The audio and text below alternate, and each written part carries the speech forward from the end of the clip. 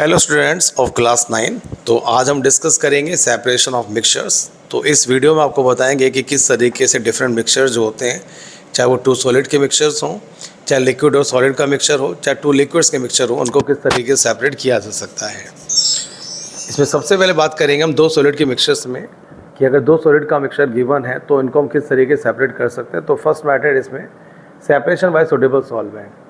अगर कभी भी मिक्सचर में ऐसा हो कि एक सॉलिड किसी पर्टिकुलर लिक्विड के अंदर सॉल्युबल हो और दूसरा लिक्विड इसमें सॉल्युबल ना हो, तो उसको सेपरेट करने के लिए हम सुटेबल सॉल्वेंट मेथड का यूज़ करते हैं। जैसे कि शुगर और सैंड के मिक्सचर को अगर हमें सेपरेट करना है तो हम वाटर को एज ए सॉल्वेंट लेके उनको सेपरेट कर सकते हैं। ऐसे ही कॉमन सॉल्ट और सैंड के मिक्सचर को अगर हमें सेपरेट करना है तो वहाँ पर भी वाटर को एज ए सॉल्वेंट लेके हम सेपरेट कर सकते हैं। शुगर और सॉल्ट के मिक्सचर को अगर हमें सेपरेट करना है तो वहाँ पर हम अल्कोहल को एज ए सॉल्वेंट लेके सेपरेट कर सकते हैं। सल्फर और सैंड के मिक्सचर को अगर हमें सेपरेट करना हो तो हम कार्बन डाइसल्फाइड को एज ए सॉल्वेंट लेके सेपरेट कर सकते हैं। सो आपको बता दें, जो सल्फर है वो कार्बन डाइसल्फाइड में सॉल्युबल होता है, लेकिन सैंड इसमें सॉल्युबल नहीं होता, डेट्स वाई कार्बन डाइसल्फाइड उनको सेपरेट कर देता है। ऐसे ही शुगर और सॉल्ट के मिक्सचर में जो शुगर है वो अल्कोहल में डिजोल्व हो जाती है, लेकिन सॉल्ट डिजोल्व नहीं होता, तो डेट्स वाई अल्कोहल उनको सेपरेट कर देती है। नेक्स्ट मेथड होगा हमारा सेपरेशन बाय सब्लिमेशन। तो सब्लिमेशन का प्रोसेस हम वहाँ पर यूज़ करते हैं जब भी टू मिक्सचर में one of the substance heat करने पर सब्लाइम हो जाता हो, जो सब्लिमेशन प्रोसेस को दिखाता हो। तो सब्लिमेशन दिखाने वाले जो सब्सटेंसेस हैं वो हैं ammonium chloride, iodine, camphor, naphthalene, anthracene. अगर कभी भी टू सॉलिड्स के मिक्सचर में इनमें से एक भी सब्सटेंस अगर वहाँ पे गिवन है तो वहाँ सब्लिमेशन प्रोसेस को यूज़ किया जाता है।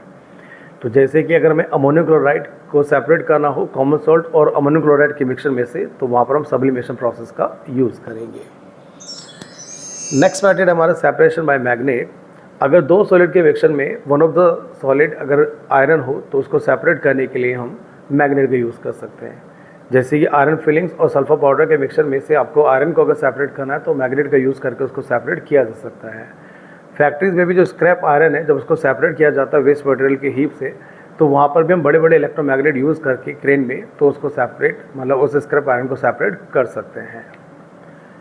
इसके बाद हम बात करेंगे सेपरेशन ऑफ ए सॉलिड, मतलब सॉलिड और लिक्विड के मिक्सचर के सेपरेशन की, जिसमें सबसे पहले आता है फिल्ट्रेशन। तो फिल्ट्रेशन प्रोसेस को वहाँ पर यूज़ किया जाता है जब कोई सॉलिड किसी लिक्विड में इनसॉल्युबल होता है। जैसे कि अगर चॉक और वाटर का मिक्सचर हो तो चॉक वाटर में इनसॉल्युबल रहता है, तो उनको हम फिल्ट्रेशन मेथड से सेपरेट कर सकते हैं। सैंड और वाटर के मिक्सचर में, क्योंकि सैंड जो है वाटर में इनसॉल्युबल रहता है, तो उसको भी हम फिल्ट्रेशन सेपरेट कर सकते हैं। ऐसी जो टी लीव्स होती है जो यूज हो चुकी हैं, तो वो प्रिपेयर टी में इनसॉल्युबल रहती है, तो उनको भी फिल्ट्रेशन सेपरेट किया जा सकता है। नेक्स्ट मेथड आता है इसमें सैंडिफिकेशन। तो सैंडिफिकेशन वो मेथड है जिसमें जो सस्पेंडेड पार्टिकल्स होते हैं किसी सब्सटेंस के, वो लिक्विड में पूरी तरीके से सस्पेंडेड रहते हैं। तो जब इनको अगर हमें रैपिडली अगर क्विकली अगर हम सेपरेट करना हो सॉल्यूशन मिक्सचर में से, तो हम सैंडिफिकेशन की मेथड की हेल्प से उनको सेपरेट कर सकते हैं। इस मेथड में जो भी मिक्सचर होता है उसको हम साइंटिफिक मशीन के अंदर उसको तेज़ी से रोटेट कराते हैं, जिससे कि सस्पेंडेड पार्टिकल जो है लिक्विड से आसानी से सेपरेट हो जाते हैं। तो सैंडिफिकेशन की हेल्प से जो क्ले पार्टिकल्स वाटर में सस्पेंडेड होते हैं उनको बहुत जल्दी से हम सैंडिफिकेशन प्रोसेस से सेपरेट कर सकते हैं।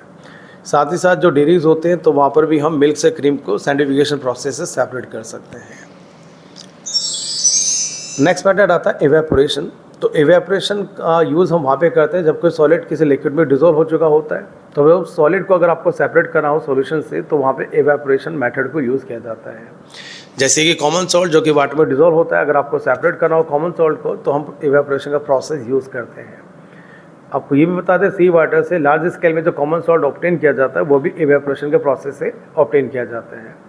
तो अगर ब्लैक इंक में अगर एक ही डाई है, ब्लैक डाई अगर वहाँ पे प्रेजेंट है, तो उस ब्लैक डाई को भी हम इवेपोरेशन के प्रोसेस से सेपरेट कर सकते हैं। नेक्स्ट मेथड आता है क्रिस्टलाइजेशन। तो क्रिस्टलाइजेशन का जो प्रोसेस है उसमें किसी हॉट और कंसंट्रेटेड सॉल्यूशन को, किसी सब्सटेंस के, उसको हम पहले कूल करते हैं। तो जब उसको कूल किया जाता है तो होता है क्या है कि उसकी जो सॉलिड उसमें डिजोल्व है वो क्रिस्टल की फॉर्म में सॉल्यूशन से बाहर आ जाता है। इस मेथड की हेल्प से किसी भी इम्प्योर सॉलिड को हम प्योरीफाई कर सकते हैं। जैसे कि इम्प्योर कॉपर सल्फेट को हम प्योरीफाई कर सकते हैं क्रिस्टलाइजेशन मेथड की हेल्प से, और साथ ही साथ कॉमन सॉल्ट जो है इसको भी हम प्योरीफाई कर सकते हैं क्रिस्टलाइजेशन मेथड की हेल्प से।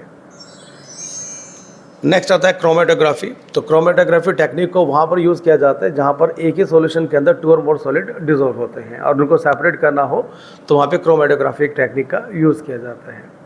जैसे ब्लैक इंक में बहुत सारे कलर की डाइस मिली होती हैं, तो उन सभी डाइस को अगर सेपरेट करना हो तो वहाँ पर हम क्रोमेटोग्राफी टेक्निक का यूज़ करते हैं।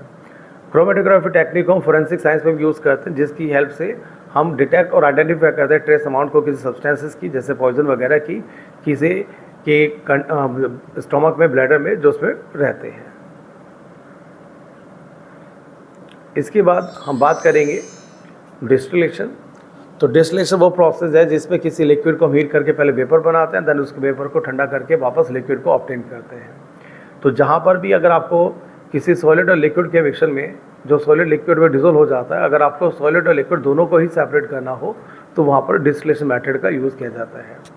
जैसे कि जो कॉमन सॉल्ट और वाटर का मिक्सचर होता है, उसमें अगर कॉमन सॉल्ट और वाटर दोनों को ही अगर आपको कम्प्लीटली सेपरेट करना हो, कॉमन सॉल्ट को भी ऑब्टेन करना हो और वाटर को भी ऑब्टेन करना हो, तो वहाँ डिस्टिलेशन का प्रोसेस यूज़ किया जाता है। प्योर वाटर और डिस्टिल वाटर जो होते हैं, जो टैप वाटर से बनाए जाते हैं, वो भी डिस्टिलेशन प्रोसेस की हेल्प से ही बनाए जाते हैं। इसके बाद आता है फ्रैक्शनल डिस्टिलेशन। तो फ्रैक्शनल डिस्टिलेशन प्रोसेस को हम वहाँ पर यूज़ करते हैं जहाँ पर हम 2 और मोर जो मिसिबल लिक्विड्स होते हैं उनको डिस्टिलेशन से सेपरेट किया जाता है। जो डिस्टिलेट होते हैं वो अलग अलग फ्रैक्शन में कलेक्ट किए जाते हैं, जो कि अलग अलग टेम्परेचर पर बॉयल होते हैं। जब भी 2 लिक्विड का सेपरेशन किया जाता है फ्रैक्शनल डिस्टिलेशन प्रोसेस में, तो ये जो दोनों लिक्विड्स हैं उनके बॉइलिंग पॉइंट में डिफरेंस होने की वजह से वो सेपरेट हो जाते हैं। एग्जाम्पल की बात करें, एल्कोहल और वाटर का जो मिक्सचर है उसको हम फ्रैक्शनल डिस्टिलेशन से सेपरेट कर सकते हैं। इसी तरीके से क्रूड ऑयल, पेट्रोलियम को भी जो उसकी यूजफुल फ्रैक्शंस हैं, चाहे वो कैरोसिन हो, पेट्रोल हो, डीजल हो, तो हम फ्रैक्शनल डिस्टिलेशन से सेपरेट कर सकते हैं। फ्रैक्शनल डिस्टिलेशन से ही हम एयर को भी, जो इंपॉर्टेंट गैसेज है जैसे कि ऑक्सीजन, उसके बाद आर्गन और नाइट्रोजन में सेपरेट कर सकते हैं। और लास्ट सेपरेशन मेथड है हमारा सेपरेटिंग फनल। तो सेपरेटिंग फनल को वहाँ पर यूज़ करते हैं जब 2 इमिसिबल लिक्विड किसी मिक्सचर में होते हैं। दैट मीन्स ऐसे लिक्विड जो आपस में मिक्स नहीं होते, उनको अगर हमें सेपरेट करना हो तो सेपरेटिंग फनल से उनको सेपरेट किया जाता है। तो ये जो सेपरेशन है डिपेंड करता है इस चीज़ पर कि दोनों लिक्विड की डेंसिटीज़ अलग अलग होती हैं, डिफरेंट होती हैं, जिसकी वजह से उनकी अलग अलग लेयर बन जाती हैं, और इसी का यूज़ किया जाता है सेपरेटिंग फनल से उनको सेपरेट करने में। जैसे कि अगर हमें वाटर और कैरोसिन ऑयल, क्योंकि दोनों इमिसिबल होते हैं, आपस में मिक्स नहीं होते, तो इनको हम सेपरेटिंग फनल का यूज़ करके सेपरेट कर सकते हैं।